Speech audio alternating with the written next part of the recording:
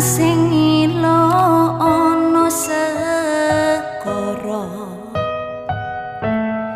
padhang ono atiku lo pujaan hatiku ra teko ning mikiri dang mulia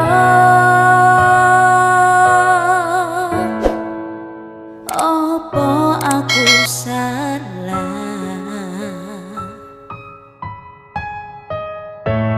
nalika urip saoma